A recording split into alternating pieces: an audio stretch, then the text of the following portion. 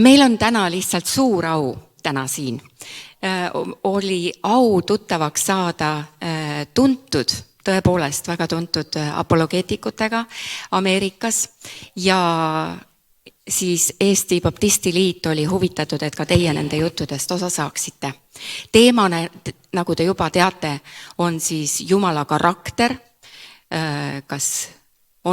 mis mõte on lootusel, kui sõjad ei lõppe. Oli vist selline.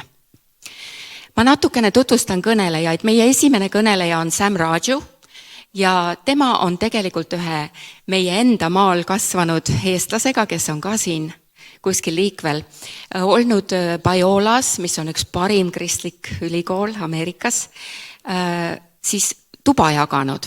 Nii et tänu sellele tuli Sam siia külla ja me ruttu mõistsime, et tal on väga palju pakkuda midagi ka meile ja ta on siin 3. aastat.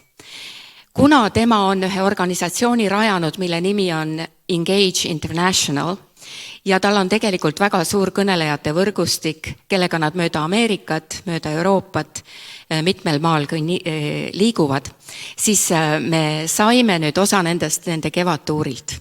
Ja nad lähevad siit edasi pärast veel paarile maale. Ja kui me neid hästi vastu võtame ja kui Eesti kogudus avastab, et seda ainet on rohkem vaja, siis loodetavasti teeme seda ka tulevikus ja selle eest võib palvetada. Sam Raju siis on direktor ja asutaja Engage Internationali ja ta ise on, ma panen prillid ette, ta on lõpetanud, ta on omandanud psühholoogia kraadi, magistrikraadi kõrgemate autasudega ja kui ta avastas apologeetika, siis ta läks Biolasse õppima filosoofiat ja sai jälle kõige kõrgemad aukraadid ka sealt. Ja täna on ta siis evangeelse filosoofia seltsi, mis on Ameerikas kõige suurem teoloogide kogunemise koht ja või õieti filosoofide ja ka Ameerika filosoofia ühingu liige. Nii et tervitame teda esimesena, ma annan ilmselt väikse tutvustuse ennem kui Paul tuleb. Võtame aplausi ja kuulame, mida Sam räägib.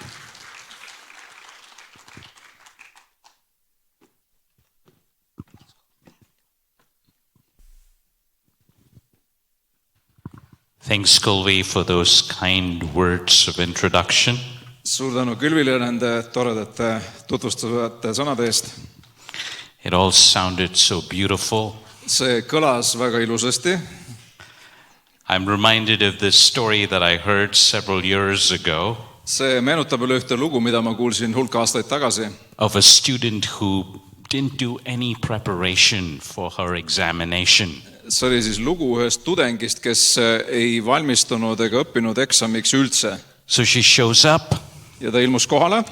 And she gets the questions. Ja sai siis oma eksami küsimused. The first question read. Esimene küsimus kõlas nõnda. In which battle did Napoleon die? Millises lahingus suri Napoleon? The student wrote his last one. Tudeng vastas oma viimases lahingus. Where was the Declaration of Independence signed? Siis kus kirjutati alla iseseisvusdeklaratsioon oli järgmine küsimus. The student wrote at the bottom of the page. Tudeng vastas lehekülje alla otsa kirjutati allkiri. What is the main reason for divorce was the third question. Siis kolmas küsimus, et mis on peamine abielulahutuste põhjus? Obviously you know the answer, marriage. Ja vastus oli siis abielu, nagu te kõik ilmselt teate. These are funny responses to, obviously questions that appeared on this test. Nii et tundus olevat nagu adekvaatsed vastused esitatud küsimustele. Today we're going to look at some troubling questions that we face as Christians. Täna me hakkame tegelema selliste küsimustega, mis paljusid meist kristlastest vaevavad või muret tekitavad meile. And we want to have some good answers. Ja ma usun, et me leiame päris häid vastuseid. Not just smart answers, but good answers. Mitte lihtsalt nutikaid vastuseid, vaid tõesti häid vastuseid nendele küsimustele. What's the point of having hope in the midst of war? No näiteks, mis mõtet on lootusel keset sõdasid. We live in a time of crisis and pain and wars around the world. Me elame sellisel ajastul, mil on palju kriise ja sõdu üle terve maailma. And when faced with intense suffering and pain, as human beings, we ask profound questions. Ja kui inimesed puutuvad kokku selliste tõsiste sügavate küsimustega, siis nad vajavad nagu kaalukaid, sisukaid vastuseid. Why is there so much pain? Miks üleüldse on nii palju valu selles maailmas? Is there a God who truly cares? Kas üldse on olemas Jumal, kes hoolib meist? The age-old problem of evil, if God exists, Ja siis see iidne kurjuse ja õigluse küsimus, et kui Jumal on olemas, if he is all-powerful and perfectly good, kui ta on kõikvõimas ja täiuslikult hea, why evil? siis miks eksisteerib kurjus? How come COVID? Kuidas saab olla COVID näiteks üldse How come olemas? there are wars? Miks on sõjad maailmas? So this is not a question that is, and I mean, it's not a new question. It's been a question that's been around for ages. Nii et see ei ole mõistagi mingi uus küsimus, sellist küsimust on esitatud läbi ajastute. The Greek philosopher Epicurus wrote, Kreeka filosoof Epikuros kirjutas nõnda. is God willing to prevent evil? Kas Jumal on valmis, kas tal on tahe takistada või peatada kurjus, But not able. aga ta ei suuda seda teha? Then he is impotent. Sel juhul on ta võimetu, jõuetu. Is he able but not willing? Kui ta on võimeline, aga tal puudub tahe selleks, Then he is malevolent. He is evil. siis ta on pahatahtlik ja kuri. Is he both able and willing? Whence then is evil? Aga kui ta nii suudab, kui tahab, siis miks ta ei tee seda? But this is a problem not just for the one who believes in God, Ja see probleem puudutab mitte üksnes neid inimesi, kes usuvad Jumalasse. because the problem of evil is a problem for all folk who, irrespective of their worldviews, they must explain the existence of evil in the world. Sest kurjuse probleem puudutab absoluutselt kõiki inimesi, kes siin ilmas elavad, usuvad nad siis midagi või mitte.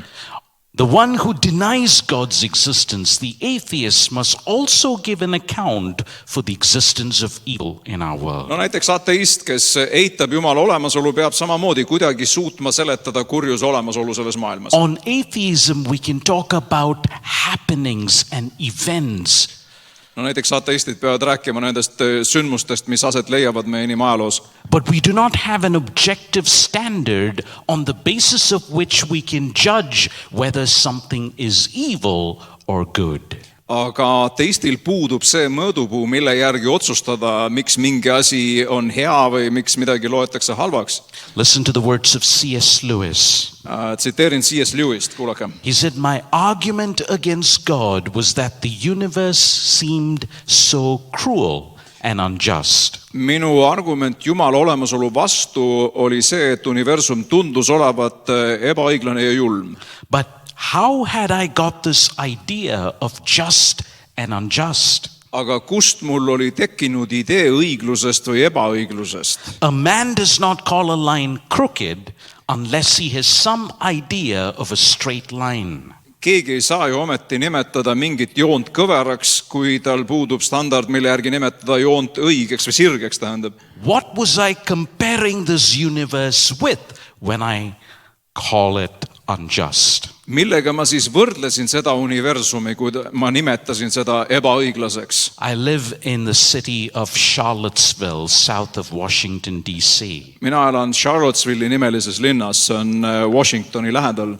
After one of my long travels coming back home, Olles pika aega reisil olnud ja siis koju tagasi taas jõudnud, I was driving into the city ma just olin jõudmas oma kodulinna and I got to a stoplight. ja jõudsin valgusfoori juurde. There were two left turn lanes to my left. 2 rida pööras vasakule And as I'm looking out through the window of my car, ja siis, kui ma auto aknast välja vaatasin, I see these fancy cars whizzing past me.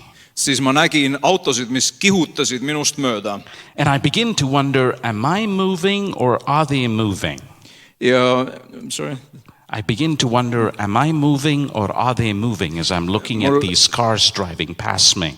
mul tekkis küsimus, et kas nüüd mina liigun või nemad liiguvad või milles asi on. So I press hard on the brakes. Vajutasin kiiresti piduripedaalile. But as I look at these cars, I still wonder, am I moving or are they really moving? What's happening Siis ma here? vaatasin veel kord neid autosid ja ma ei saanud päris hästi aru, et kas mina liigun või nemad liiguvad või mõlemad liiguvad.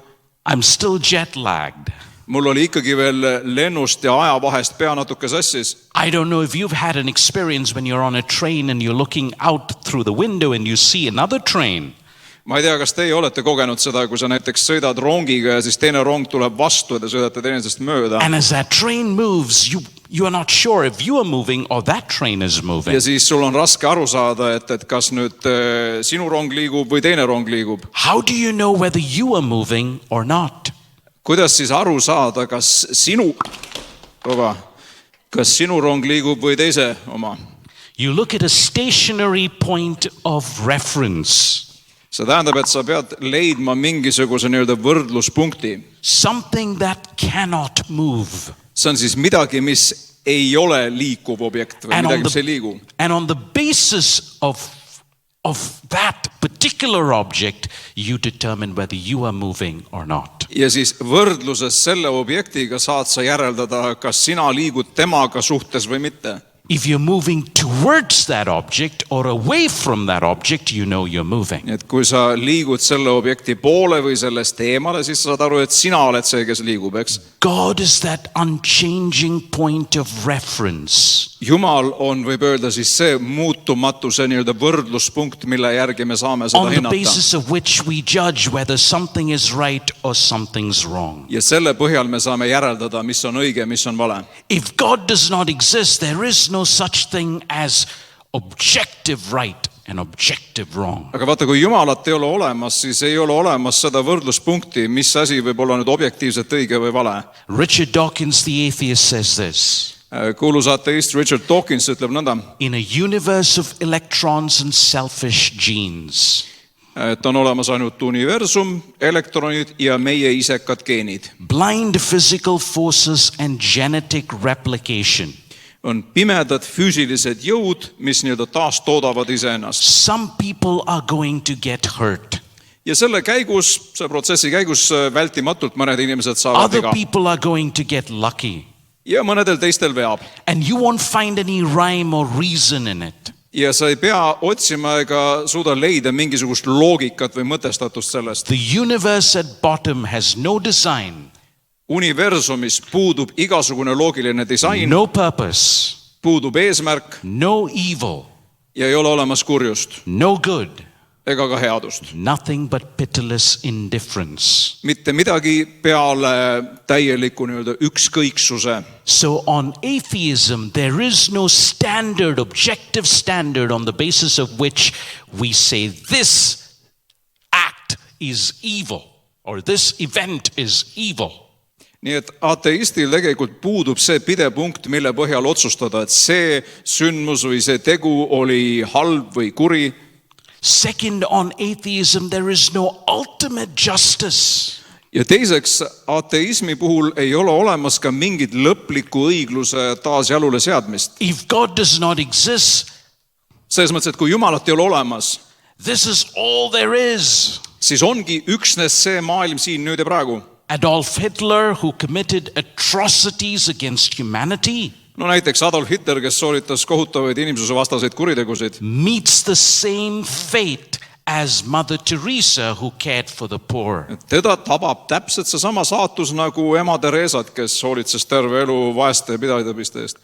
Criminals who are not caught, Kurjategijad, kes kunagi vahele ei jää, who rape, kes vägistavad, murder, mõrvavad and get away with their crime, ja pääsevad karistamatult oma kuritegudest, they meet the same end as good people. siis neid ootab eest täpselt seesama lõpp nagu ükskõik milliseid häid inimesi.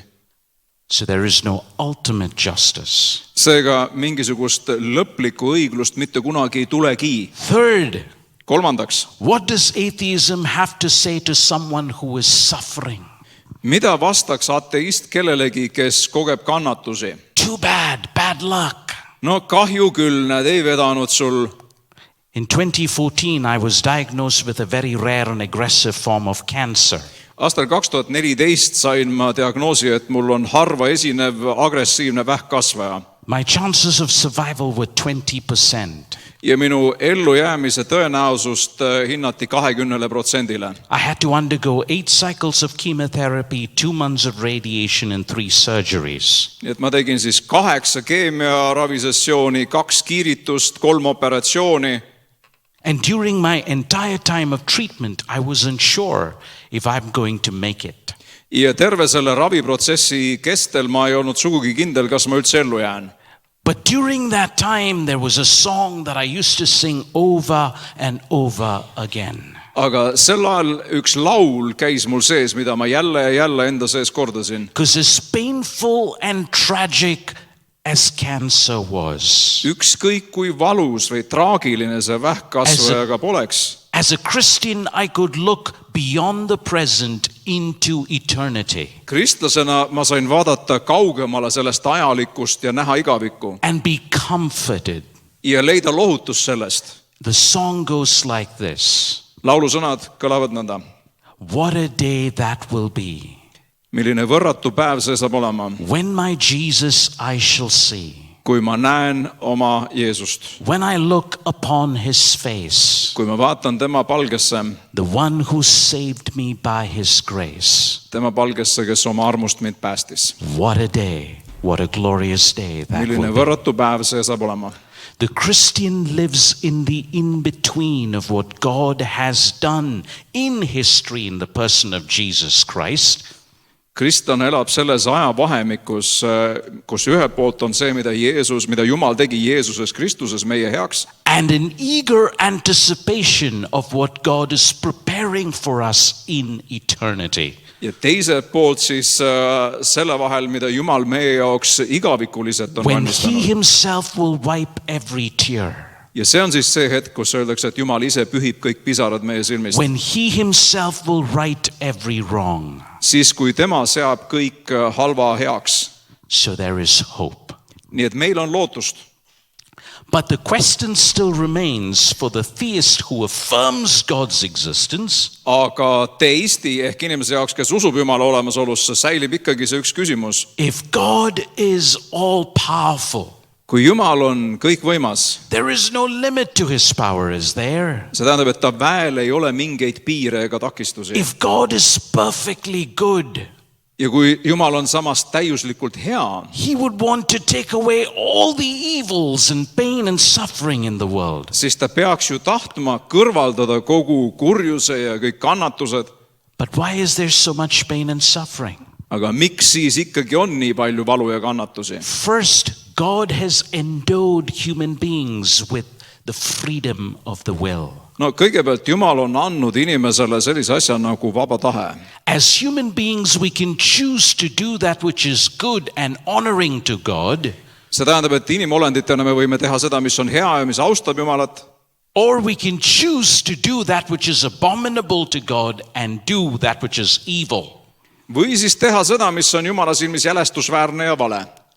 And humans freely exercise their will to choose evil. And that explains the kinds of evil that we see in the world today. Ja kuna inimesel on võime ja omadus teha kurja, siis see selgitab ka palju sellest kurjusest ja halvast, mis siin päikesel toimub. And an all-powerful God cannot prevent free human beings from choosing Ja kõikväeline which is- Jumal ei saa takistada inimest tegemast vaba tahtega oma valikuid. that which is evil without tinkering with their free will. Ta ei saa takistada inimest tegemast kurja, seejuures säilitades tema vaba tahte ja valikuvabaduse. And the second assumption is Teine eeldus mul on see, a perfectly good God would want to eliminate all kinds of evil and suffering. et täiuslikult hea Jumal peaks ju ometi tahtma kõrvaldada kõik kurjuse. But what if God has morally justifiable reasons for allowing pain and suffering? Mis siis, kui äkki Jumalal on mingid nii-öelda moraalsed, õigustatavad põhjused, miks ta lubab teatud kurjusel või ebaõiglusel olla? Let me give you an example. Toon ühe näite. My 5-year-old, we have a 5-year-old son. meil on 5-aastane poeg. Obviously, we have to take him to the doctor's office for vaccination. Ja näiteks me peame ta viima arsti juurde vaktsineerimiseks. So imagine when he was about 3 years old, when we take him to the doctor's office for vaccination, Nii et kujuta ette, kui ta on näiteks 3-aastane ja ta peab minema vaktsineerima. he is helplessly looking at us, my Siis wife and tema I. vaatab abitul pilgul meile otsa, vanematele. He's wondering, why is my loving parents allowing the doctor to administer pain? Ja siis ta esitab meile küsimuse, et miks tema armastavad vanemad lasevad nendel arstidel teha talle haiget. And at the end of it, the child observes the parents reward the doctor for administering pain. Ja asja teeb veel hullemaks see, et vanemad maksavad sellele arstile ka peale, et ta teeks oma lapsele You haiget. have to pay your bills at the hospital, don't you? Et siis sa pead haiglas veel arve ka kinni maksma selle eest. Imagine explaining to the child why we are allowing this. Kujuta ette, et sa pead oma lapsele selgitama, miks sa lubad sellisel asjal sündida. The child cannot comprehend the parents' reasons for why the parents are allowing this temporal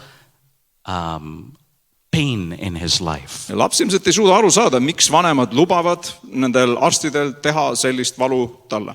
But the parents, being wiser than the child, knows that this pain, this temporal pain, is essential in the present to prevent a greater pain down the road. Aga lapse vanemad saavad aru, et see ajutine valu on hädavajalik selleks, et säästa teda hiljem suuremast valust. If so, Ja kui nii on, how can we as finite beings understand God's reasons? For God is infinitely wise, all-knowing. kuidas siis meie piiratud inimestena suudame mõista Jumala eesmärke selles kõiges, kuna tema on kõike teada?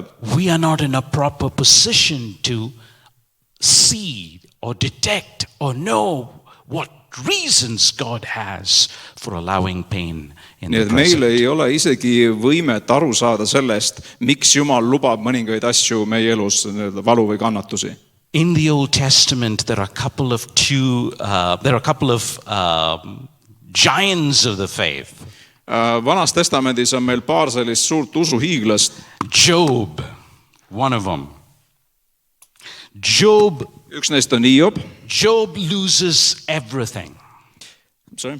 Job loses everything. Hiob kaotab kõik, mis tal on. His possessions, his wealth, his children. Kogu oma maise vara, kaotab oma lapsed.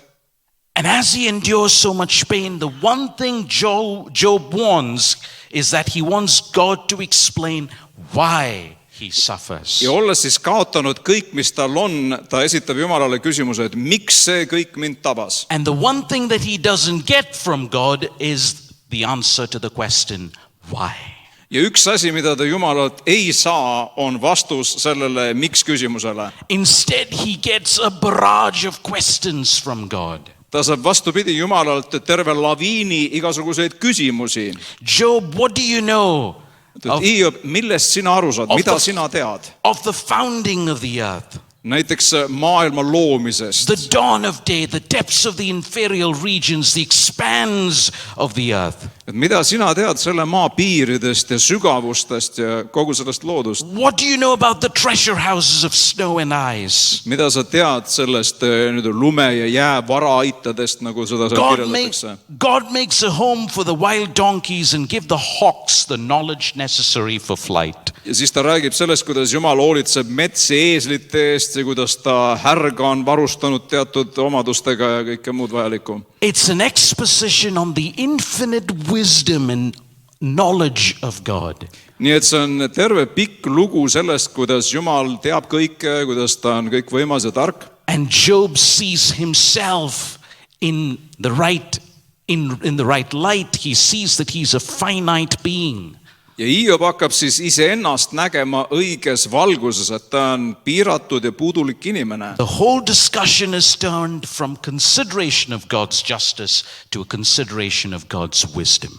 nii et ühelt poolt küsimus tekkis Jumala õiglusest või ebaõiglusest ja nüüd on see tegelikult küsimus Jumala tarkusest. The second Old Testament character Teine Vanatestamendi karakter is Habakkuk. on Habakuk, Habakkuk the prophet prohvet Habakuk. is wrestling with this question of God's goodness and justice in the face of evil.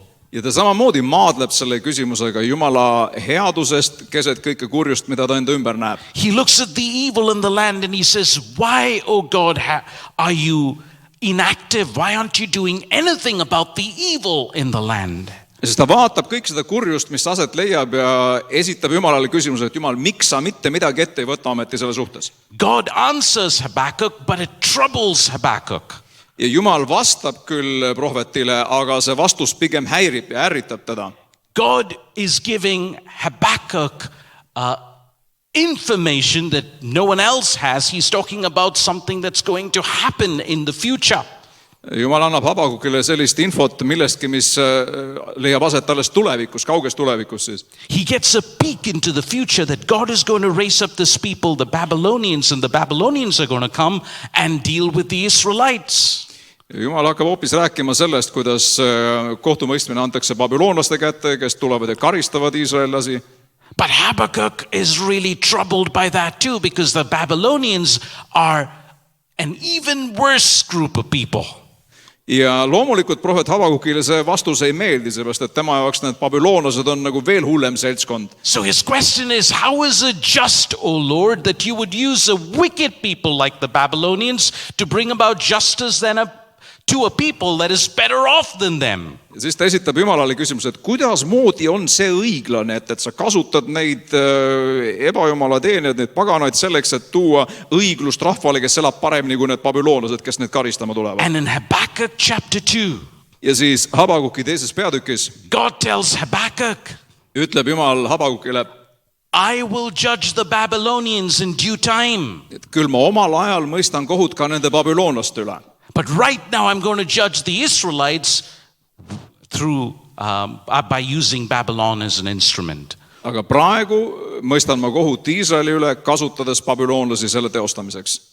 But at the right time, I will administer justice and bring judgment upon the Babylonians. Ja siis õigel oma valitud ajal ma kasutan neid babüloonlasi selleks, et tuua õiglust ja karistust oma In rahvale. Habakkuk chapter 2, he says, they that plundered will be plundered. Ja siis Habakuk 2 ütleb, et see, kes enne rüüstas, teda ennast rüüstatakse. Speaking of the Babylonians, Jutt on siis babüloonlastest. they build by injustice, but their work will collapse. Nad on ehitanud oma töö üles ebaõiglusega, aga nende töö variseb kokku. They shame others, but they will be shamed. Nad on häbistanud teisi, aga viimaks häbistatakse neid endid. They practice violence, but violence will return on them. Nad on harrastanud vägivalda, aga see vägivald pöördub nende endi vastu. It is measure for measure justice. See on nii-öelda siis täpselt proportsionaalne karistus. And then he says, the glory of the Lord will fill the entire earth. Ja siis ta ütleb seda, et Jumala auhiilgus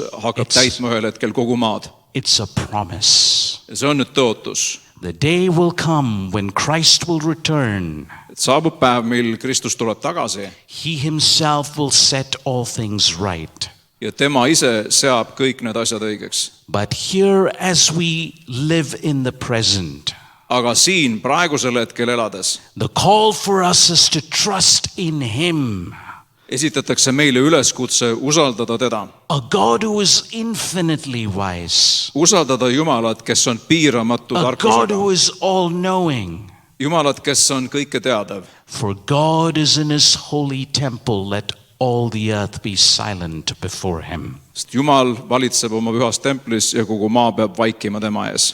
You know, in Exodus chapter 3, Chapter 3, teise Moosese 3. peatükis. when Moses asked God, Kui Mooses küsib Jumalalt, what is your name? mis on su nimi, This is what God says. siis Jumal vastab talle nõnda.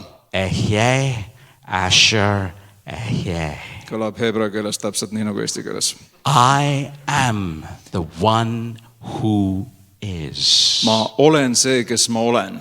And Exodus chapter 3 verse 15. Teine Moosese 3:15. Moses speaks of Yahweh. Räägib Mooses Jahvest. Ehyeh is the first person I am. See on siis see mina olen, esimene täht seal. Yahweh is the third person, he is. Jahve, tema, kes on. Yahweh is on the throne. Tema on troonil. And let all the earth be silent before him in Ja tema Habakkuk ees chapter peab 2 verse vaikima kogu 20. maa. In Habakkuk chapter 2 verse 20. Habakuk 2:14 ütleb seda. So God, in the Bible we are not told why God allows the kinds and amounts of evil in the world. Nii et Piibel ei ütle meile kusagil otse, miks Jumal lubab või võimaldab mingisugusel kurjusel püsida ja levida. But as we endure through pain and suffering in the world, Aga kui me ise peame vastu keset selle maailma valu ja kannatusi, as Christians we know we have a God who stepped into a world of suffering and pain. siis kristlastena me teame, et Jumal ise on sisenenud sellesse valu ja kannatuste Who maailma. personally suffered and endured torture. Ta on ise kannatanud ja kogenud piina. He is not immune to our pain. Siis see tähendab seda, et ta ei ole immuunne ka meie valu suhtes. And as Edward Shillito said, Nii ka Edward Schitter ütles, to our pain only God's wounds can speak. mis oli ta ütles, To our wounds only God's wounds can speak. et meie haavade osas ainult Jumala enda haavad saavad meile midagi öelda või meid kõnetada. And not a God has wounds but Christ alone. Ja ühelgi teisel Jumalal peale Kristuse ei ole neid haavu. And he has promised to come back and return and wipe every tear and restore us. Ja tema on tõotanud tulla tagasi ja pühkida kõik pisarad meie silmist. So it's a call to trust God as we live in the here and the Nii now. et see on üleskutse usaldada Jumalat, kui me elame siin maailmas. Now this is a very complex topic. Ma saan aru, et see on väga mitmetahuline teema. We'll be dealing with this topic tomorrow night at St. Olive's Church for 3 hours from 5 to 8 p.m. Ja homme õhtul me tegeleme selle sama küsimusega Oleviste kirikus terved 3 tundi. 5-8, jah. Including translation, I had 30 minutes, so I didn't want to go into the philosophical problem of evil. I just wanted to briefly touch on this topic before Paul comes up. Nii et kuna tõlge sealt teatud ajapiirangud, siis seepärast ma pidin selle filosoofilise poole ära jätma ja tegema oma jutu natuke lühemaks, enne kui Paul tuleb ja räägib oma osa. Thank you so much for your warmth and hospitality.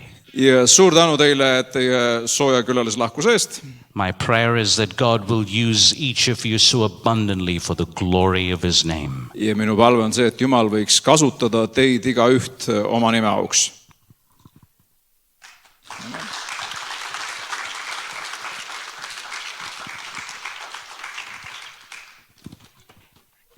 Nii, kas ei ole põnev? Ma usun, et meil on paljudel neid küsimusi olnud.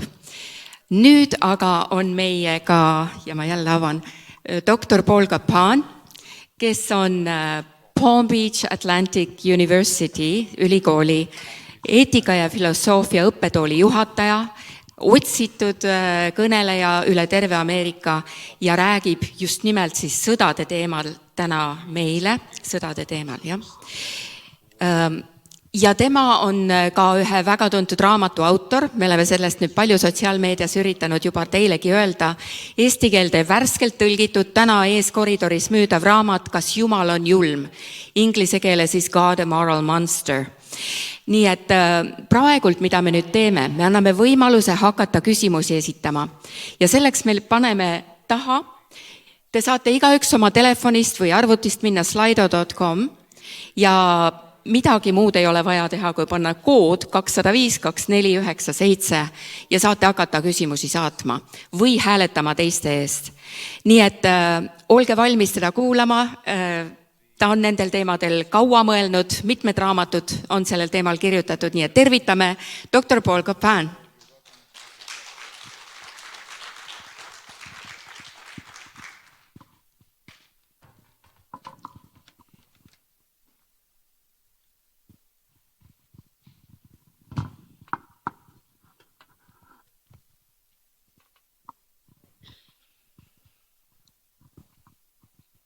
Thank you for the warm welcome and kind suur introduction. tänu selle sooja vastuvõtu ja lahke sissejuhatava sõnumi eest. My wife Jackie and I are very happy to be here. Abikaasa Jackie ja mina oleme rõõmsad, et me saame olla siin. And it's a special privilege to be in a Baltic state. See on eriline eesõigus, et me ühes Balti riigis saame praegu viibida. My mother was born in Riga, Latvia. Sest minu ema sündis Riias, Lätis. And my grandmother was born in Kaunas, Lithuania. Ja vanaema sündis Kaunases, Leedus. And my father, by the way, was born in Ukraine. Ja isa sündis Ukrainas. My wife's parents came from Holland. Mu abikaasa vanemad tulid Ameerikasse Hollandist. And they lived under the Nazi occupation there. Nad elasid natsi okupatsiooni ajal, teise maailmasõja ajal seal. And my wife's father was part of the Dutch resistance. Ja minu naise isa oli siis, osales selle vastupanuliikumises Hollandis natside vastu. And relatives of her were instrumental in rescuing and hiding Jews during that Nazi occupation. Ja mitmed nende sugulased omakorda aitasid päästa ja varjata juute natsi okupatsiooni ajal Hollandis. As were relatives of mine in Lithuania and my mother in Berlin, Germany. Ja nii nagu minu vanemad samamoodi Leedus ja ka tegelikult Berliinis. My father, as I said, came from Ukraine. Nagu ma juba mainisin, mu isa on pärit Ukrainast. And his father died in the Holodomor in 1933. Ja tema isa ehk siis vanaisa suri Holodomori ajal aastal 1933. My wife and I had a chance to visit Ukraine in 2023. Meil oli abikaasaga võimalus Ukrainat külastada aastal 2023. And got to meet one of my cousins there, Andrei. Ja kohtusin siin ühe oma nõbu Andreiga, who served as an ambulance driver on the Ukrainian front. Kes oli kiirabiautojuht Ukraina rindel. He had been a pacifist. Ta oli kuni selle ajani olnud patsifist. And he's an Orthodox priest, by the way. Ta on ortodoksi preester muuseas. But when he saw the Russian atrocities and heard more stories about them, ja siis, kui ta nägi neid Vene sõjaväe poolt korraldatud jõledusi ja kuulis neid lugusid, he was forced to re-examine the scriptures, siis ta oli sunnitud ümber hindama oma arusaamise pühakirjast, which led him to adopt a just war position. Mis juhtis teda võtma omaks seda nii-öelda õiglase sõja õpetust. And I wanted to say a few things about the matter of just war. Nii et ma tahaksingi alustuseks mõne sõnaga puudutada seda õiglase sõja põhimõtet. We just heard about the problem of evil. Me just kuulsime sõnumit kurjuse probleemist. And there are some critics of war, who say war should never be fought. Ja on selliseid kriitikuid, kes ütlevad, et sõjal ei saa olla mitte mingisugust õigustust mitte iial, mitte kusagil. Because all war is motivated by evil. Sest kõik sõjad on motiveeritud üksnes kurjusest. So I want to first say a few things about just war. Nii et alustuseks siis lühidalt räägiksin sellest õiglase sõja printsiibist. Mention a few scriptures that pertain to war. Võib-olla mainin mõningaid kirjakohti ka, kus räägitakse sõjast. And talk about problems with absolute pacifism.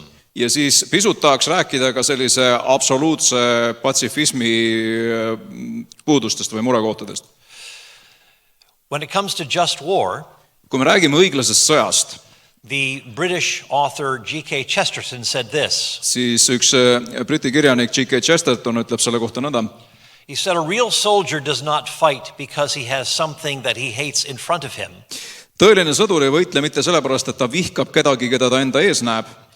Rather, he fights because he has something that he loves behind his back. Vaid ta võitleb kellegi nimel, kes tema selja taga on.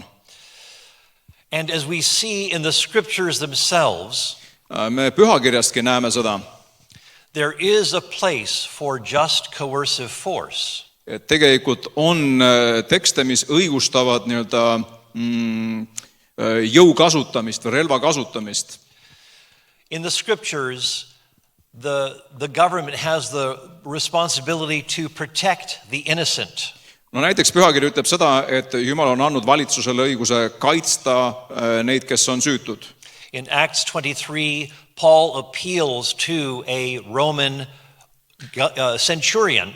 No näiteks Apostlitegude 23. peatükis Paulus kaebab oma kohtuasja edasi Rooma tsentuurione, When his life is under threat by a mob. et siis, kui rahvahulk tema elu ohustab. And so Paul gets safe passage from Jerusalem to the coast of Caesarea.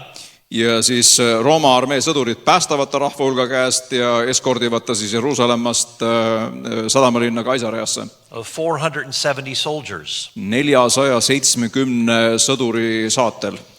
The government has a responsibility to protect the innocent civilian. Valitsusel on kohustus kaitsta süütuid tsiviilisikuid. The government also has a responsibility to punish the guilty. Samuti valitsusel on kohustus karistada neid, kes on süüdlased. Which Romans 13 makes clear. Rooma 13. peatükk räägib sellest selgelt. That the state is a minister of God to bring justice to criminals. Seal öeldakse, et see nii-öelda riigiametnik siis ta on Jumala teenija selleks, et karistada neid, kes teevad kurja. And in 1 Timothy chapter 2, Esimese Timotese 2. peatükis the government is called to preserve the peace. Öeldakse, et valitsuse ülesanne on säilitada rahu. And Christians are called to pray for government so that we might lead peaceable and quiet lives. Ja seetõttu kutsutaksegi üles kristlasi palvetama oma riigi juhtide eest, et me võiksime vaikset ja rahulikku elu elada. And to keep the peace requires just coercive force. Aga vaata, rahu säilitamine, selle eeltingimus on see, et on mingi jõud, mida rakendatakse vajadusel. Now, when we talk about just war, kui ma räägin õiglasest sõjast, there are principles for engaging in war before you actually fight. Siis tuleb aru saada, et on mingid reeglid, mis peavad olema selged enne, kui üldse lahingutegevusse astutakse. Is there a just cause? No näiteks, et kas see eesmärk on õigustatud? Is there a right intention? Kas selle taga on õiged kavatsused? Is it a last resort? Kas see on kõige viimastest võimalustest, mida kasutada? Is a legitimate authority authorizing this? Ja kas legitiimne riigivõim on andnud korralduse selleks? But just wars are also, there are principles for conducting just war, not thinking about going into war. Ja loomulikult õiglase sõja printsiip hõlmab ka seda, et on teatud viisid, mismoodi sõditakse. For example, discriminating between combatants and non-combatants. No näiteks, kuidas koheldakse neid, kes osalevad sõjategevuses ja neid, kes on tsiviilisikud. Engaging in a proportional way rather than going too far in bringing destruction. Kuidas on õigustatud vastata proportsionaalselt ja mitte ületada teatud piire selles sõjategevuses. And also there needs to be thought about what to do after the war is over. Samuti käsitletakse seda teemat, et mida teha siis, kui sõjategevus lõpeb. To establish a fair peace. Kuidas sõlmida õiglane rahu näiteks. To bring order and to bring justice. Kuidas taastada kord ja õiglus. Keep in mind that just war has peace in mind in the end. Nii et pea alati silmas seda, et see õiglase sõja printsiip, selle eesmärk on see, et see lõpuks jõuaks õigluse rahuni. And just war principles also apply to local police forces. Õiglase sõja printsiip kehtib muuseas ka nii-öelda siseturvalisuse, näiteks politseisüsteemi jaoks. To break up prostitution or drug rings, for example. No näiteks, et võidelda prostitutsiooni vastu, kuritegevuse vastu ja nii edasi. Just war principles apply to humanitarian efforts. Õiglase sõja printsiibid kehtivad näiteks ka humanitaarprojektides. When countries are ravaged by famine or war and relief needs to be sent to them. Kui mõnes riigis on nälg või on sõda lõppenud, et kuidas saata abi neile näiteks. Military force is required to protect those resources so that they can get into the right hands. Harilikult on tarvis sõjalist jõudu, et kaitsta neid ressursse, et need üldse jõuaks soovitud sihtgrupini kohale. And while the church's task is to proclaim the gospel and to proclaim reconciliation between God and human beings. Kui koguduse ülesanne on kuulutada lepitust Jumala ja inimeste vahel. we see in the same scriptures siis selles samas pühakirjas me näeme ka seda, Jesus and John the Baptist and Paul recognizing the place for just policing and just soldiering. et nii Jeesus kui Ristja Johannes, Paulus, kõik nad näevad, et tegelikult õigustatud legitiimne jõu kasutamine on vältimatu. And that just war can be motivated by love. Ja et õiglase sõja seda ajendav motiiv võib olla armastus. Love for the innocent who need to be protected. No näiteks armastus süütud kannatavate inimeste vastu, kes vajavad kaitset. And attempting to prevent an evildoer from doing worse and incurring further guilt by trying to stop him. No näiteks, et võetakse vastutusele need, kes teevad kurja, peatatakse tema. And in the end, forgiveness of one's enemy by establishing a fair peace after the war is over. Ja siis muidugi selles mõttes ka õiglus, et kui sõjategevus on läbi, et siis sõlmitakse õiglane rahu nende osapoolte vahel. The World War II American General Douglas MacArthur said this to a group of military graduates. Teise maailmasõjaaegne Ameerika Ühendriikide kindral Douglas MacArthur ütleb sellised mõtted. He says, the soldier above all other people prays for peace. Sõdur enam kui keegi teine peaks paluma rahu pärast. For he must suffer and bear the deepest wounds and scars of war. Sest tema peab kannatama, tema peab kõige enam saama taluma haavasid, mida ta sõjas võib saada. And even when we think about terrorism around the world, Kui me räägime kas või näiteks terrorismi küsimusest, mis puudutab kogu maailma praegu, we ought to pray that terrorists will come to know the good news of Jesus Christ. siis loomulikult me peaksime palvetama, et terroristid võiksid samuti kuulda head sõnumist Jeesusest Kristusest. Just as the Apostle Paul, who persecuted the church, found Jesus Christ. Täpselt nagu apostel Paulus, kes enne kiusas taga kristlasi ja siis pöördus.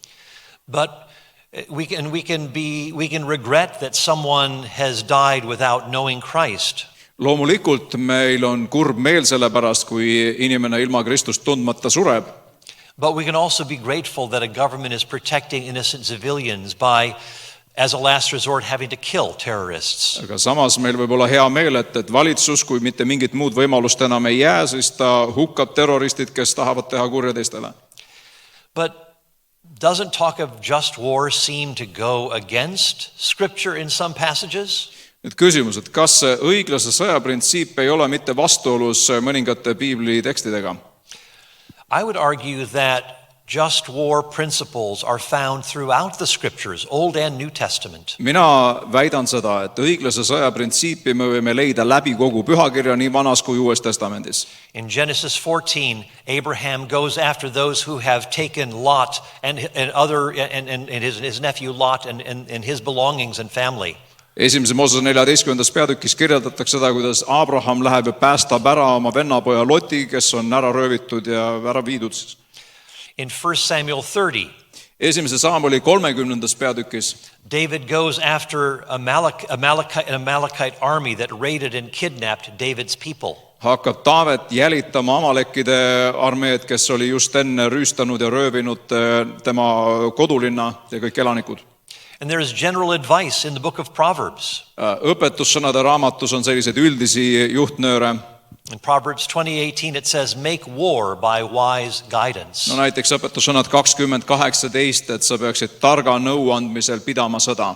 In Proverbs 28:12, Õpetussõnad 28:12, when the righteous triumph, there kui is õiged great valitsevad, glory. siis on rahvas rõõmus, But when the wicked rise, men hide aga themselves. kui tõusevad esile õelad, siis inimesed poevad peitu. We see in the New Testament, for example, that there are positive images of soldiering. Ka Uues Testamendis me näeme seda, et mitmeid sõdureid tõstetakse esile just positiivses valguses.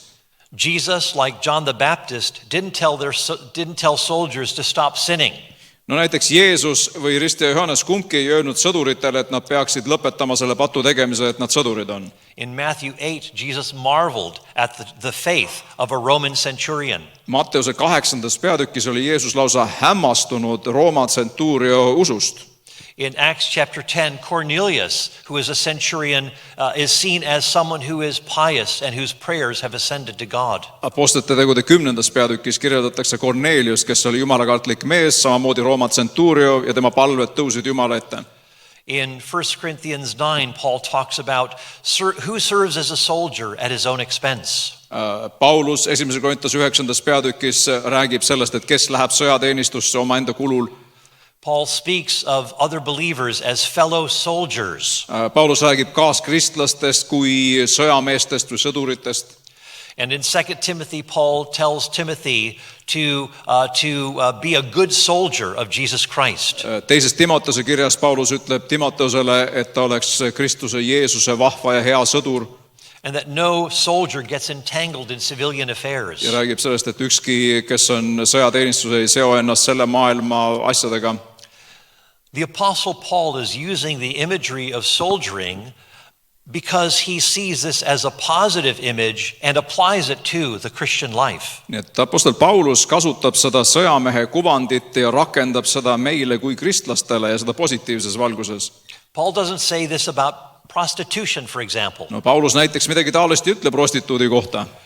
Paul doesn't say no good prostitute gets entangled in civilian pursuits.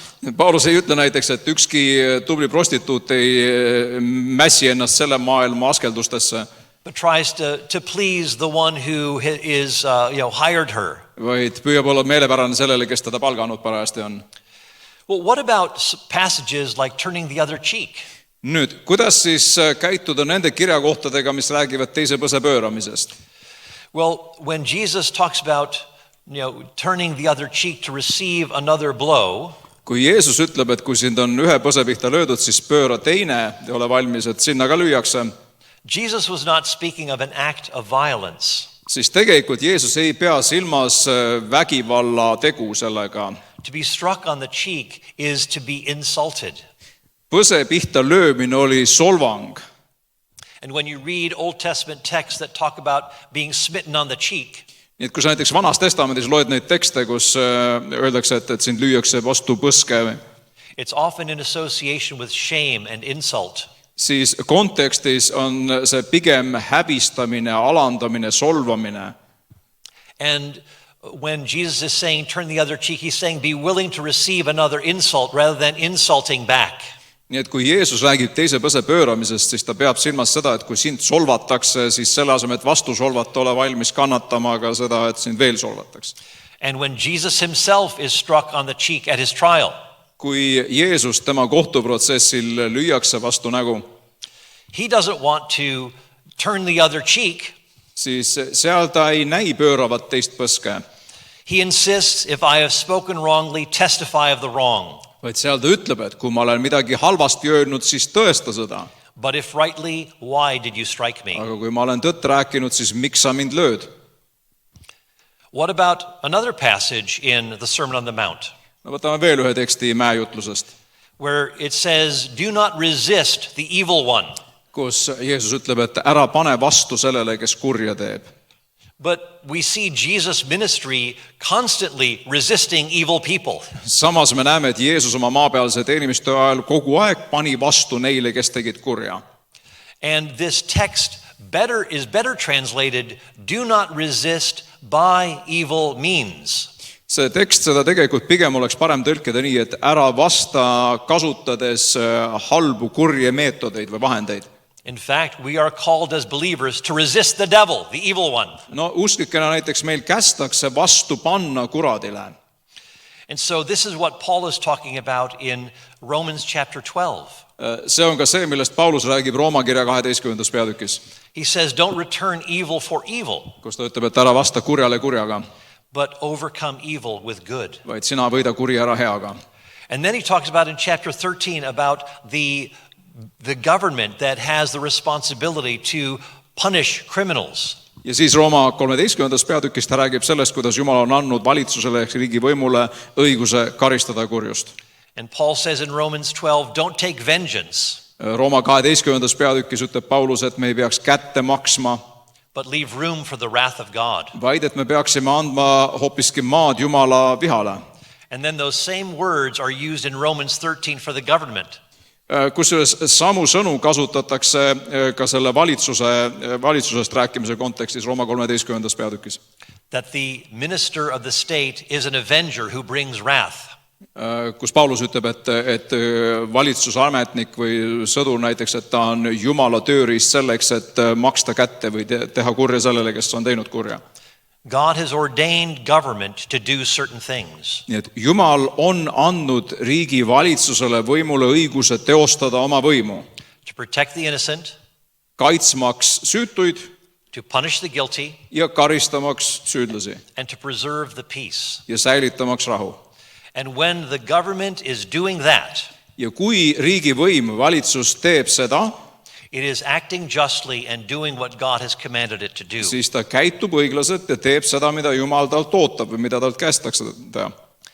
And in Matthew 5, when Jesus says, you've heard it said, an eye for an eye and a tooth for a tooth, Matteuse 5. peatükis, kus Jeesus ütleb, et te olete kuulnud, et muistele põlvele on öeldud silm silma, hammas hamba vastu, Jesus was speaking against a misuse of the law of Moses. siis Jeesus peab silmas Moosese seaduse kuritarvitamist. The context for an eye and a tooth for a tooth was a principle of proportionality in judicial settings. See silm silma ja hammas hamba vastu oli tegelikult proportsionaalsuse printsiip, et karistus peab vastama kuriteole.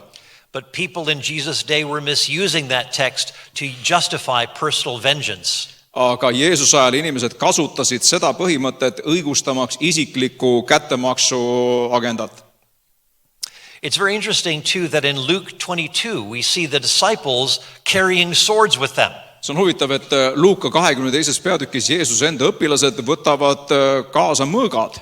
If Jesus has been proclaiming pacifism for 3 years, why are his disciples still carrying swords around? Kui Jeesus oleks need 3,5 aastat õpetanud patsifismi, siis huvitav küll, miks ta jüngrid võtsid relvad kaasa.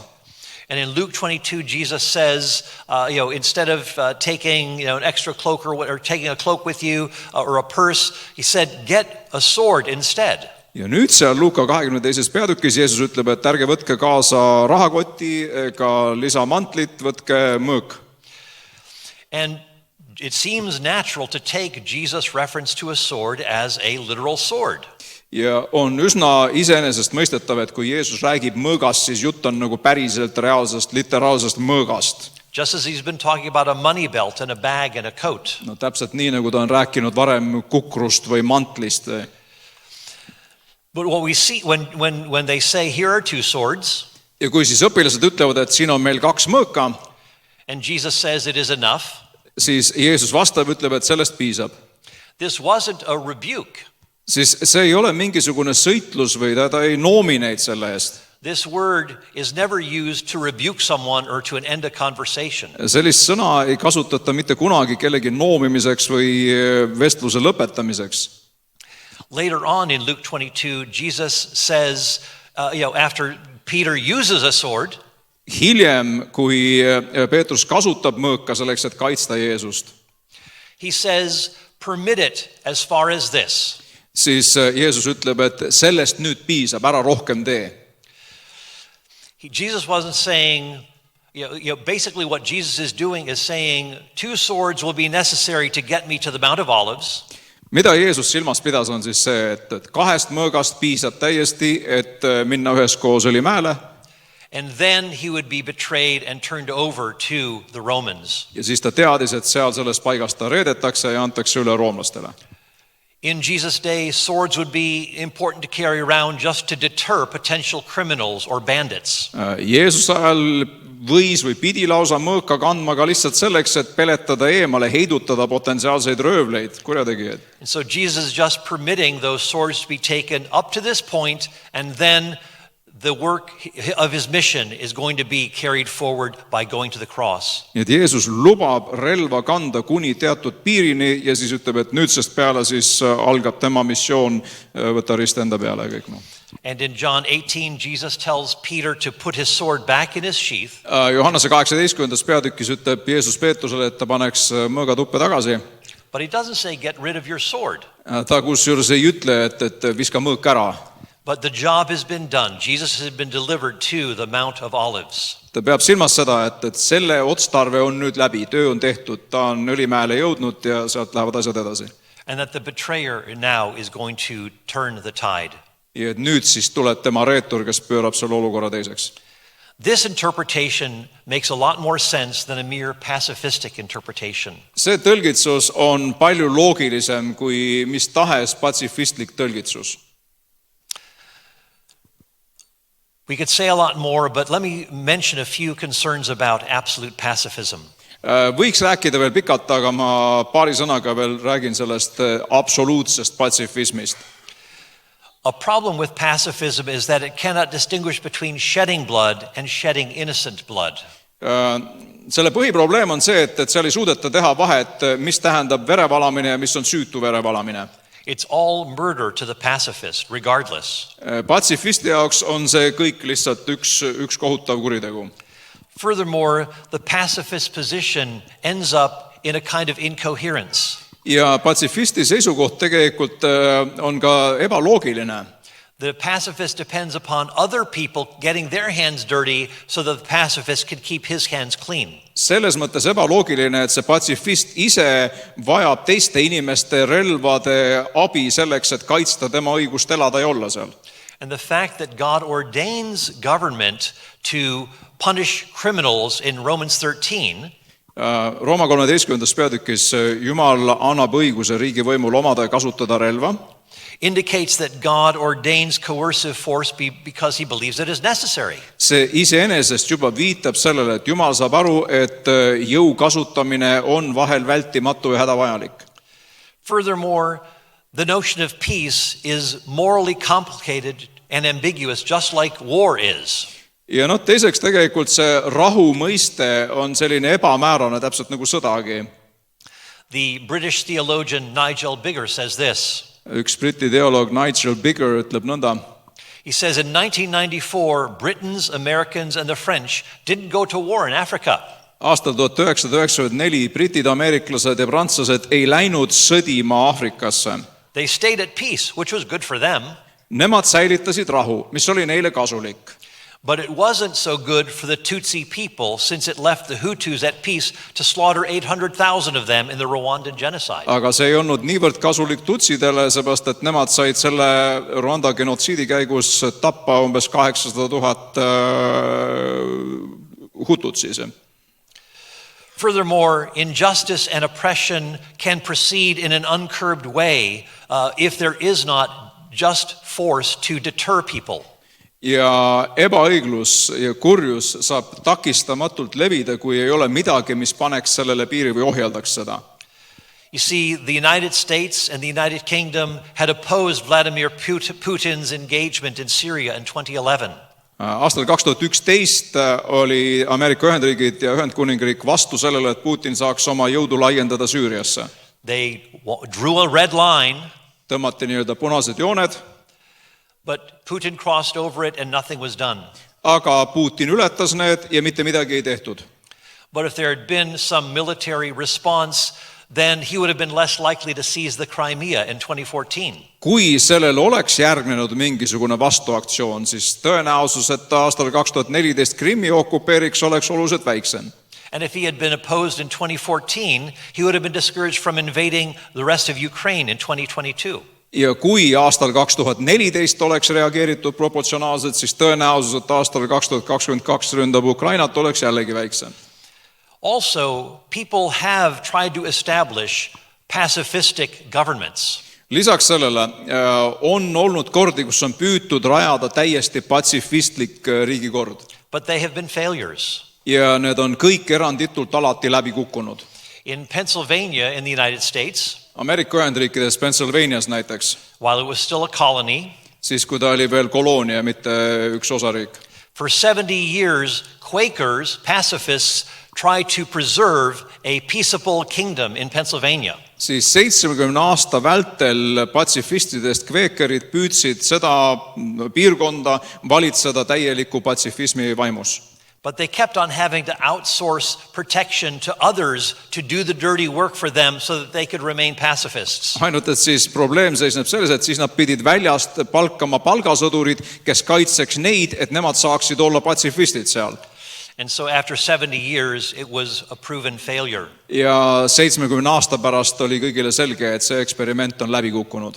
After all, someone has to protect the neighborhood. Sest lõppude lõpuks keegi pidi seda piirkonda kaitsma. Somebody has to protect the citizenry. Keegi pidi kodanikke kaitsma ikkagi. And it is not just for a government to ignore the protection of its own citizens. Ja see ei ole kuidagi õiglane, kui võim ei suuda või ei taha kaitsta omaenda kodanikke. Even the current Pope, Pope Leo XIV, Praegune paavst Leo XIV, he is a pacifist, tema on patsifist. but he still has to call on the Swiss guards to protect him and the rest of Vatican City. Aga paraku Šveitsi ihukaitsjad, kaardiväelased peavad ikkagi Vatikani ja teda ennast muuhulgas kaitsma relvadega. I could go on to talk about the early church as well, Võiks rääkida veel varakirikust. where in the earliest centuries of the church there were soldiers who were fighting for Rome, Kus isegi kiriku ajaloo esimestel sajanditel on lugusid sõduritest, kes Rooma armees võitlesid and there are identifiable Christians. ja nad olid usutunnistuse poolest kristlased. And church fathers like Origen and Tertullian urged Christians to pray for brave Roman armies. Ja näiteks kirikuisad nagu Origenes Tertullianus julgustavad kristlasi palvetama nende eest. Which requires the use of force. Palvetama nende eest, kes vajadusel kasutavad ka letaalset jõudu. I've tried to piece some things together here, Ma olen nüüd püüdnud kuidagi need killukesed siin omavahel kokku paigutada. looking at what just war is, Kõigepealt vaatasime seda, mis asi on siis see õiglase sõja printsiip. looking at the biblical evidence that actually supports just war from start to finish, Et siis kas on mingit piibellikku alust üldse kinnitada seda, et selline asi on võimalik nagu õiglane sõda. and we've seen that pacifism has many problems. Ja oleme näinud ka seda, et patsifism toob endaga kaasa terve hulga probleeme. Jesus does not get rid of just coercive force. Jeesus ei likvideeri õiglast võimu, mis vajadusel kasutab relvajõudu. And while God favors peace over war, Ja loomulikult Jumal eelistab rahu sõjale, he does not favor it at the expense of injustice to innocent civilians. siis ta ei tee seda süütute tsiviilisikute elu hinnaga. That's all I have time for. Thank you for listening. God bless you. God bless Estonia. Paraku aeg saab otsa, olge õnnistatud, Jumal õnnistagu teid, Jumal õnnistagu Eestimaad.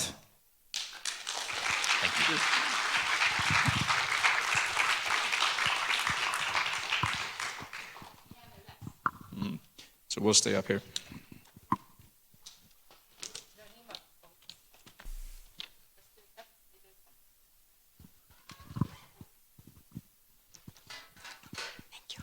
Thank you, Paul. Nii, nüüd me oleme saanud päris hulganisti ilusaid küsimusi ja muide saab veel lisada. Ma olen palunud, et mõlemad kõnelejad tuleksid ette ja saaksid vastata siis nendele teemadele, mis on üles tõusnud. Kindlasti, kui kellelgi on veel midagi üleval, siis kirjutage. Mina hakkan neid siis lugema ja palun, et külalised istuksid. Teeme nii, et Allan on keskel, siis kuulevad võib-olla ja mina istun äkki siia.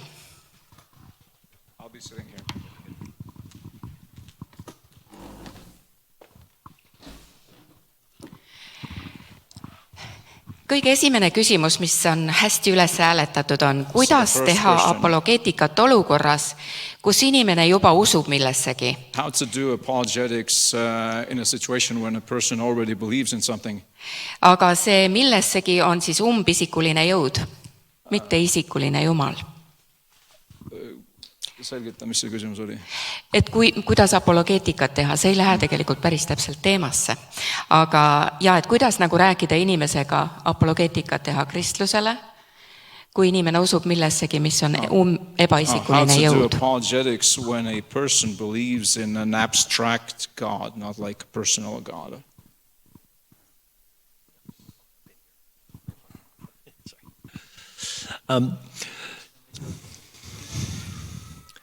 The person who believes in an abstract ultimate reality Inimene, kes usub mingisugust abstraktset kõrgemat reaalsust või tegelikkust, believes in something that is non-relational, that is really disconnected from what makes us what we are, namely persons, and so which is very different from the biblical understanding of a personal God.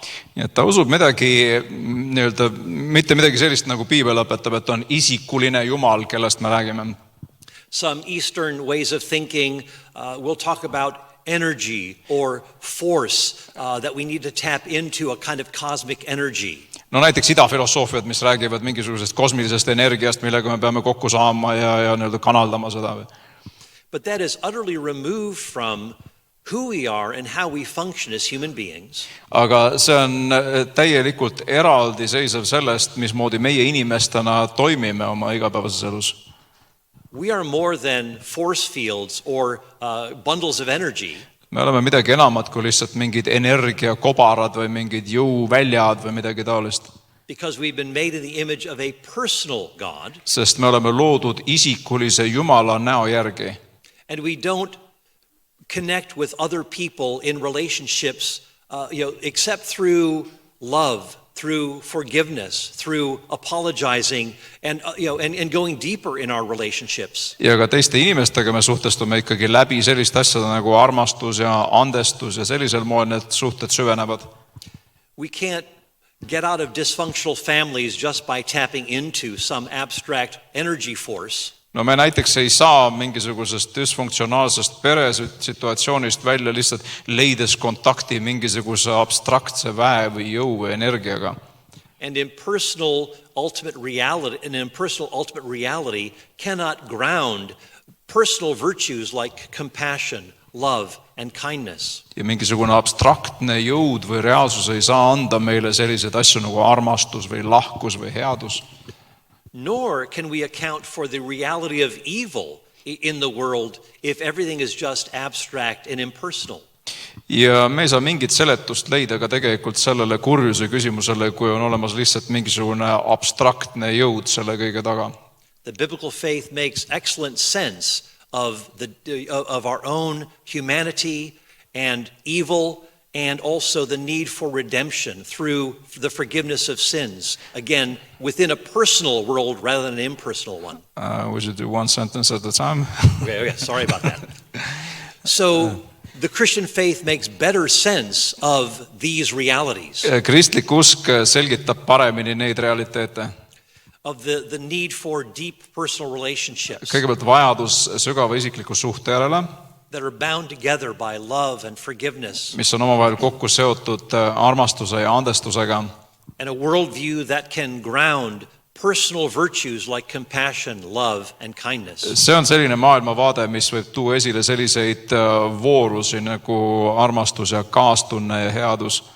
And also a worldview, as Sam was talking about, that can make sense of evil and put it into its proper context. Ja siis ühtlasi selles maailmavaates on see ka, millest Sam rääkis, et kuidas panna perspektiivi see kurjuse probleem ja Jumala headus. Paul gave a great answer. Paul vastas suurepäraselt juba. We as human beings are relational beings. Meie inimestena me oleme suhete kesksed olendid. We want to be loved. Me tahame, et meid armastataks. We long for meaning and purpose. Me igatseme tähendust ja eesmärki oma olemasolule. If ultimate reality or if God is impersonal, ja kui nüüd see ülim reaalsus ehk Jumal on ebaisikuline, what explains this deep longing that we have as human beings kuidas siis selgitada seda sügavat igatsust meis kui inimestes for love, for meaning, for purpose, armastuse, tähenduse, eesmärgi järele, beauty, ilu? A personal God is the best explanation for all of these deep longings that we have. Isikuline Jumal on siiski parim selgitus nendele meie sisemistele tungidele, soovidele, igatsustele. And only a personal God can fully satisfy the deep longings that we as human beings have and experience. Ja üksnes isikuline Jumal saab täita selle kõige sügavama sisemise igatsuse, mis meil inimestena on. Thank you. Järgmine küsimus on, mis on meie lootus ebaõiglases sõjas? What is our hope in an unjust war? So first, God is sovereign. Kõigepealt, Jumal on suveräänne. So as we endure the present, we feel like, I don't know where this is going. Kui me kannatame seda nii-öelda praeguse hetke vaeva ja esitame küsimuse, et kuhu see kõik edasi liigub, kuhu see jõuab. But because God is all powerful, Kuna Jumal on kõik võimas, and because of which he can bring great goods out of present evil. siis ta võib tuua midagi head ka sellesse praegusesse kurjusesse. Now I want you to think with me about the disciples. Mõtle pisut Jeesuse õpilastest. The disciples left everything to follow Jesus. Õpilased jätsid maha kõik selleks, et järgida Jeesust. They had high hopes, Neil olid suured lootused, but Jesus was taken from their midst and crucified. aga siis ühel hetkel Jeesus võetakse ja lüüakse risti lihtsalt. Picture yourself as one of the disciples watching the crucifixion.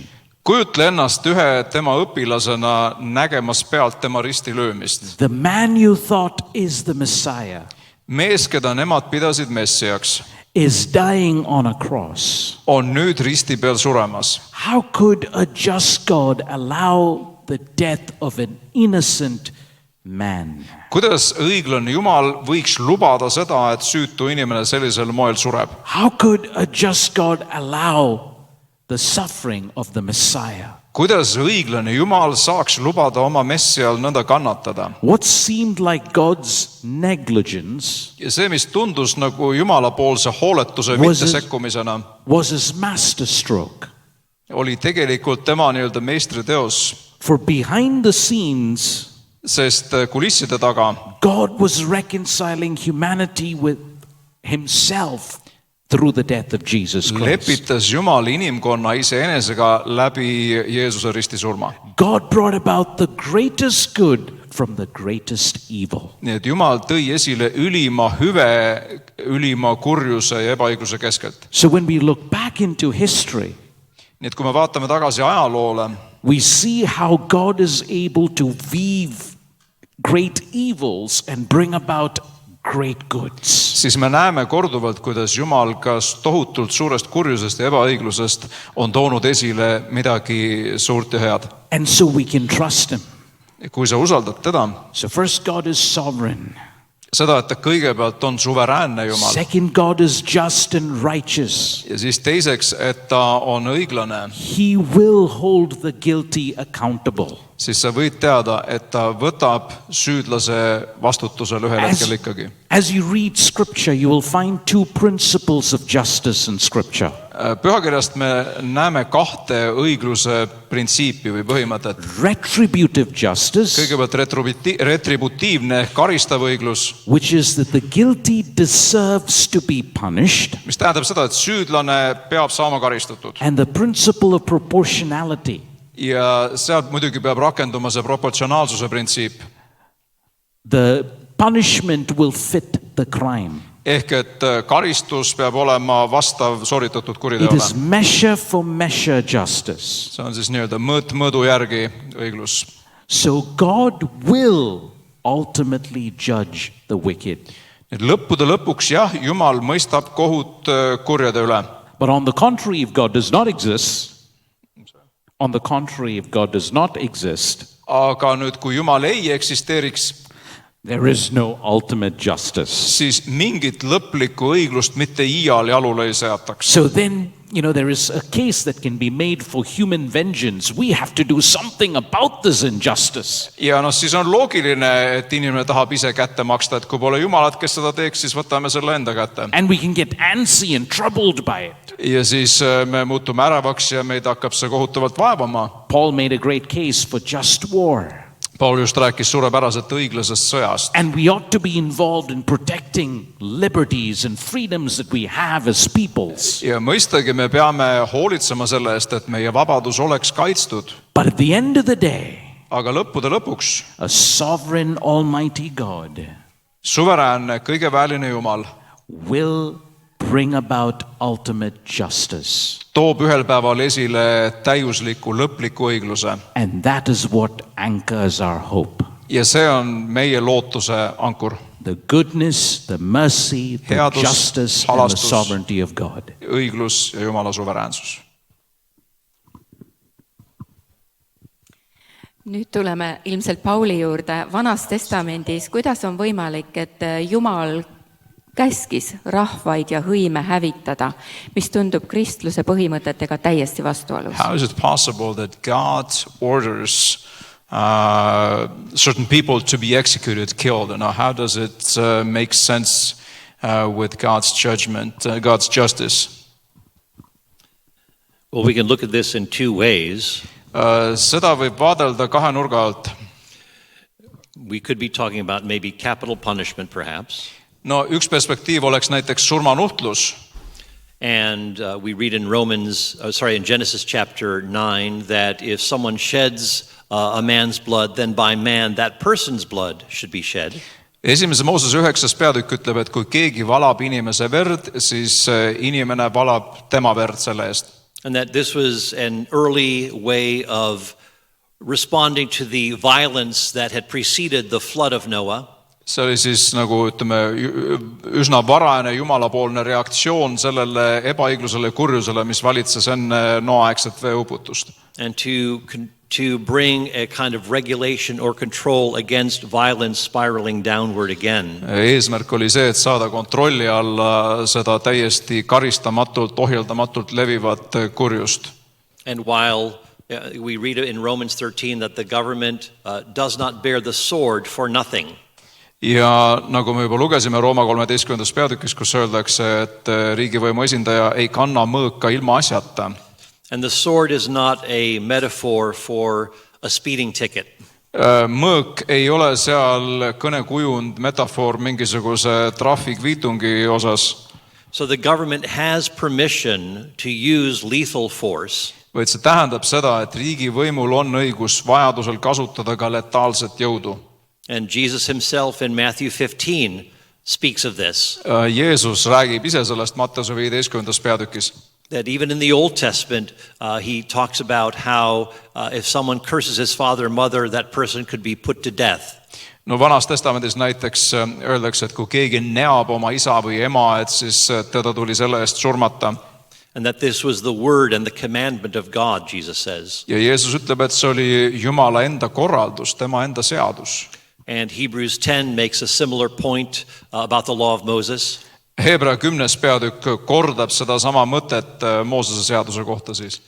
That in the presence of 2 or 3 witnesses in the law, then someone could be justly punished lethally. Et Moosese seaduse järgi kurjategijat võib 2 või 3 tunnistaja olemasolul ka letaalselt karistada surmanuhtlusega näiteks. But perhaps there is another angle behind this question. Selle küsimuse taga võib olla veel üks mõte muidugi. And that is the question of the command to drive out the Canaanites. Et kuidas sai Jumal käskida iisraellastel ajada välja Kaanani maa rahvad? And I argue in a number of my books, Ja päris mitmes oma raamatus ma olen argumenteerinud selle kasuks. including the book that is out there being sold, just published yesterday. Ka see raamat, Kas Jumal on julm, mis just alles eile tuli väljakirjastusest, mis on siin ka müügil. That in the ancient Near East, exaggeration and hyperbole were used. Muistes Lähis-Idas kasutati palju sellist nii-öelda meie mõistes üle võli kõnet või liialdatud kõnet. When depicting war scenarios. No näiteks kui on mingisugune sõjastsenaarium, mida kirjeldatakse. And the sweeping language of man, woman, young and old could be used. Ja siis seal sageli kasutatakse sellist sõnastust, et hukkake kõik, mehed, naised, lapsed, kõik puhas hukk. Leaving no survivor. Ärge mitte kedagi ellu jätke. Totally annihilating. Täielikult hävitage nad ära. Even though there are in the scriptures we see other passages nearby. Ja samas pühakirjas, seal samas läheduses me leiame selliseid tekste, where we see plenty of people who survive. Kus öeldakse, et aga need ja need jäeti ellu. For example, Saul, we're told, utterly destroyed the Amalekites in 1 Samuel 15. No näiteks 1. Samueli 15. peatükis öeldakse, et Saul hävitas täielikult ära kõik amalekid. But then at the end of that same book in chapters 27 and 30, ja sama raamatu peatükid 27–30 David is fighting against a whole army of the Amalekites. kirjeldavad seda, et Taavet võitles Amalekkide sõjaväe vastu. And we see that kind of that tension repeated in Old Testament war texts. Nii et sarnast pinget me tegelikult näeme paljudes Vana Testamendi sõda puudutavates tekstides. And sometimes that word utterly destroy simply means exile.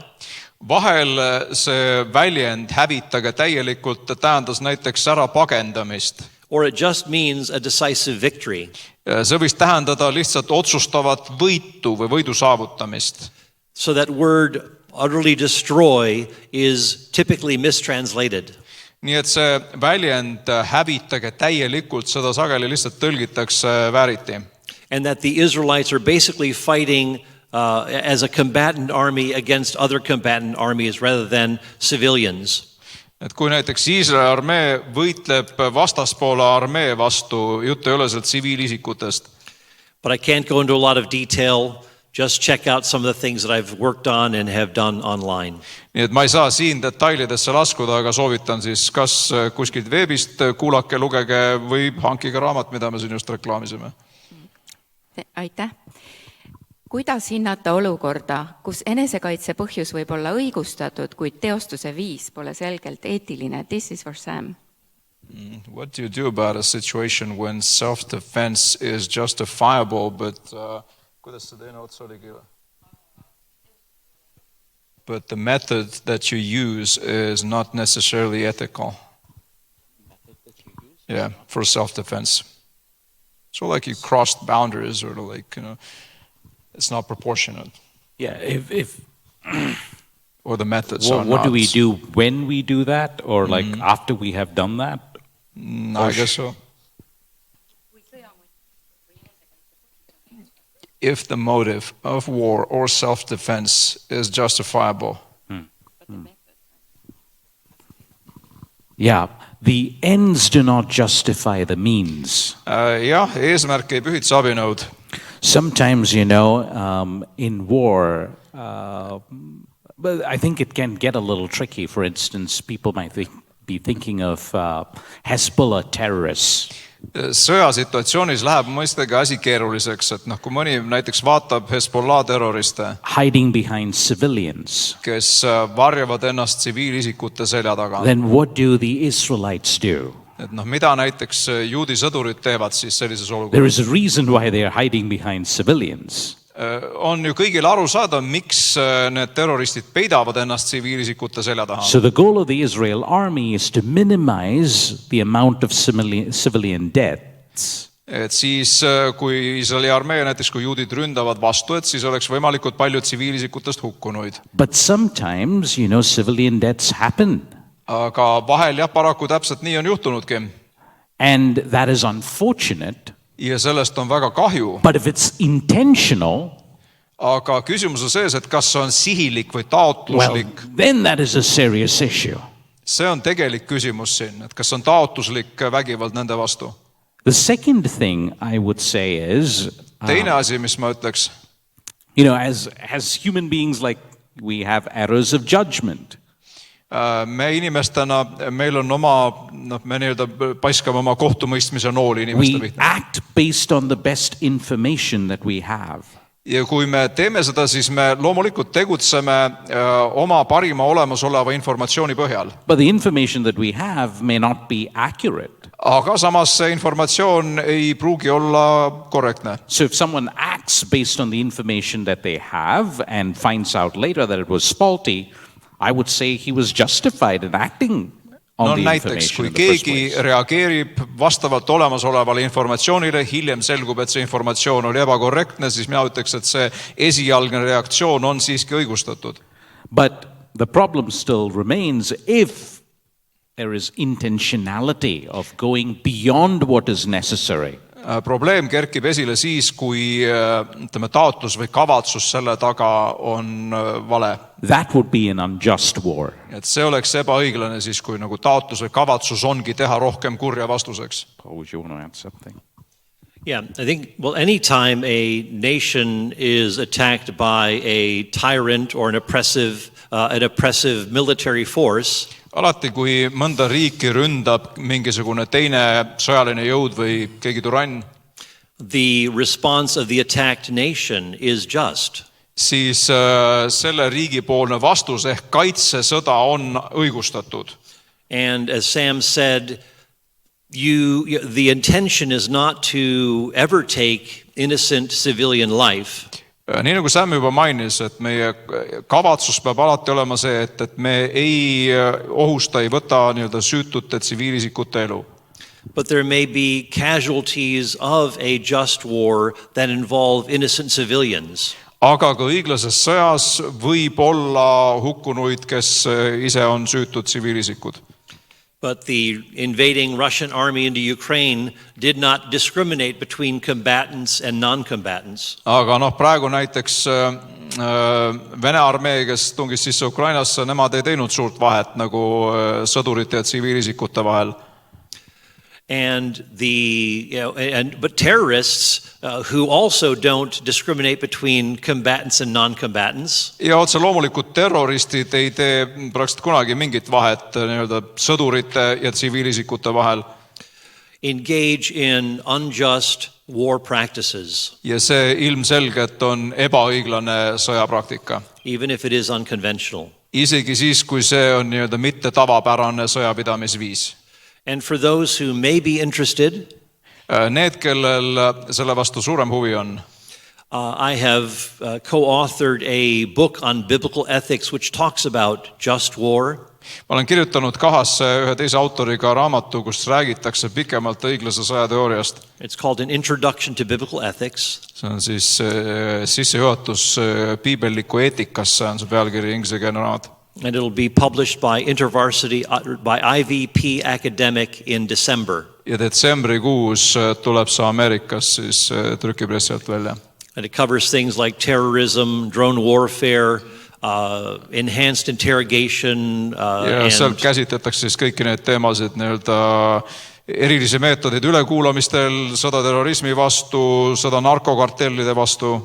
So hopefully that would give some further guidance and cover things that we can't cover here right now. Loodetavasti sealt võite leida siis infot, mida me siin praegu käsitleda ei saa.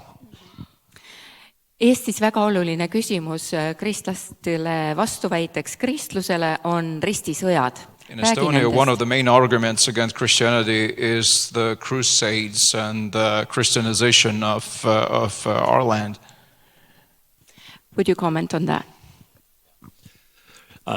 In some of my writings, I have talked about the larger picture of the Crusades. Mõningates oma kirjutistes ma olen käsitlenud seda ristisõdade nii-öelda laiemat taustpilti. And I have argued that in the early stages, the Crusades were largely defensive.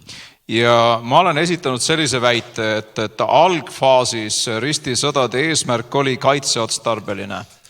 And that the Crusades were motivated by an attempt to protect Christendom from further pressure from Islamic armies to overrun them. Nii et esialgne ristisõdade eesmärk ja otstarve oli ikkagi see, et takistada islami invasiooni kristlikele territooriumidele.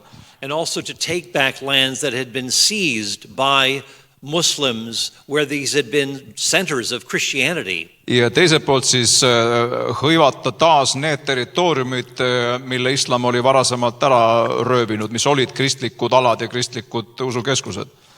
And I address several myths about the Crusades. Ma käsitlen ka seal päris mitmeid selliseid müüte või nii-öelda rahvapäraseid arusaamisi ristisõdadest. That Crusaders are trying to force conversions from the Muslims. Et näiteks ristisõdijad püüdsid sundida moslemeid ristiusku pöörduma. That is false. See ei pea paika. The Crusaders were simply trying to protect Christendom and to push back the forces of Islam. Ristisõdijate algne eesmärk oli ikkagi kaitsta kristlikku maailma ja siis tõrjuda tagasi islami invasiooni. Another myth is that the Crusades were an attempt to get wealthy. Veel üks müüt, mida palju levitatakse, on see, et ristisõdade eesmärk oli lihtsalt raha teenida, kasumit saada sellest. In actual fact, people had to sell property in order to sustain themselves as they were fighting in the Crusades. Tegelikkus on see, et paljud, kui nad läksid ristisõtta, siis nad pidid oma maise vara maha müüma, et üldse seda sõjakäiku finantseerida. Another myth is that Islam has held against Christianity, has held the Crusades against Christianity for centuries. Siis üks argument on see, milles moslemid ise kogu aeg kristlasi süüdistavad, et teie omad tulid meid ristisõdadega vallutama ja rüüstama. But Muslims won the Crusades. No esiteks, moslemid paraku võitsid ristisõdades, millest me räägime siin. And it's only been a recent invention that Muslims have held this against Christians for centuries. Ja see on tegelikult suhteliselt hiline leiutis see väide iseenesest, mida moslemid on nüüd siis kristluse vastu kasutanud, et teie omad tulid meid tapma. I could talk about other myths. Võiks rääkida veel teistest müütidest siin. But I know that there is the concern here in Estonia about the Danish coming and forcing Christendom upon this nation. Aga jah, ma olen kursis sellega, et Eestis on paljudel probleem sellega, et sakslased, taanlased ja rootslased ja need kõik tulid ja tõid ristiusu vägisi siia. And of course this goes against the very principles of evangelism in the kingdom of God. Ja see loomulikult on otseses vastuolus kõigi piibellike evangelismi meetodite ja õpetustega. Jesus said, if my kingdom were of this world, my servants would fight and promote the kingdom of God through the sword. Jeesus ütles, et kui minu kuningriik oleks sellest maailmast, siis minu sulased oleksid võidelnud ja levitanud seda sõnumit sellisel moel. But the forced conversion is a contradiction in terms. Aga ütleme, peale sunnitud usku pöördumine on iseenesest, see on nagu terminoloogiline vastuolu juba. The bringing of faith is something that is invitational rather than coercive. Usule saab kutsuda, seda ei saa peale suruda. And we need to understand that what people do as, quote, Christians, ja me peame aru saama ka sellest, et see, mida mõningad inimesed teevad nii-öelda jutumärkides kristlastena, does not always line up with what Jesus would approve. Ei ole alati kooskõlas sellega, millele Jeesus ise alla kirjutaks. The question is, would Jesus stand behind what the Danes did here in Estonia? Küsimus taandub sellele, et kas Jeesus kiidaks heaks selle, mida sakslased või taanlased tegid siin meie aladel. The obvious answer is no, he would not endorse it. Ja ilmselge vastus on see, et ei, ta ei kiidaks heaks seda. So, so we need to make sure that we're standing firmly on what Jesus would do rather than what people have done in the name of Jesus. Nii et me peame ikkagi keskenduma sellele, mida Jeesus teeks sellises olukorras, mitte sellele, mida keegi Jeesuse nimel on teinud. Suur tänu. Thank Meie you. aeg hakkab otsa saama. Time Ma tahaksin is running mõlemal lasta lihtsalt ühe sõnaga öelda raamatu like for tiitel, both of mida you- nad väga soovitaksid ühel apologeetika huvilisel algajal lugeda. I would like for both of you to give a few recommendations. What Just should one. a person who is interested in... Just one. Just one, not a few. Recommendation. What would you recommend for them to read if they're interested in apologetics? Yep. I could recommend many things, of course. Mõistagi võiks soovitada palju allikaid, But I have written books at a popular level and also scholarly level. But perhaps a good place to start would be my book, True for You, but Not for Me. ma olen kirjutanud küll selliseid populaarteaduslikke kui ka akadeemilisi raamatuid, seda jällegi paraku eesti keeles ilmselt ei ole, aga ingliskeelne pealkiri on Good for You, but not for me, et ühesõnaga sobib sinu jaoks, aga mitte minu jaoks. But I try to write extensively and cover a wide range of issues, so feel free to look at Amazon and check further. Nii et ma olen kirjutanud päris mitmetest erinevatest teemadest, nii et kellel huvi on, lihtsalt vaadake Amazonis ringi ja hankige midagi sealt. That's a really difficult question to answer, to just give one resource. See on väga kuritegelik küsimus niimoodi öelda, et anna üks raamatu soovitus. Paul's books are amazing. Pauli raamatud suurepärased. My professor at Biola University, William Lane Craig, minu professor Biola ülikoolis oli selline mees nagu William Lane Craig. has a website called reasonablefaith.org. Tema organisatsioonil on selline veebisait nagu reasonablefaith.org. That's a great resource. See oleks suurepärane allikas, kust ammutada. In fact, he has a book titled Reasonable Faith. Tal on kusjuures ka sama pealkirjaga raamat. It's a little more academic than, if you're not used to apologetics and Ja see hardcore on philosophy. mõnevõrra akadeemilisemas kirjaviisis kirjutatud, kui võib-olla paljud apologeetika ringkondades on harjunud. It will stretch you a little bit. See ühesõnaga natukene pingutab su lugemisvõimet, oskust, arusaamist. One other resource is a book called Tactics by Greg Koukl. Üks, mida ma kindlasti soovitaks, on selline autor nagu Greg Koukl ja tema raamat Tactics. That's a good starting point as well, in addition to Paul's book. See True oleks for nagu you, but not for nii-öelda me. lähtepunktiks väga hea lisaks Pauli raamatutele, millest me siin oleme juba rääkinud. suur tänu, teeme veel kord aplausi. Thank you a lot. Let's give an applause. Thank you. Ja ma palun, et viimaseks slaidiks natukene jääks seina peale raamatu ostu slaid. Sealt saab ette tellida ja kui siin on inimesi, kellel on kogudusse vaja 10, 15, 20, siis siit on targem võib-olla võtta kui isegi koridorist. Et saate täita ära, mitu raamatut tahate ja siis saadetakse teile need ka kohale. Nii et veel kord suur tänu võimaluse eest ja Jumal õnnistagu teid, olgu Jumal meie keskel siin nendel päevadel. Aitäh!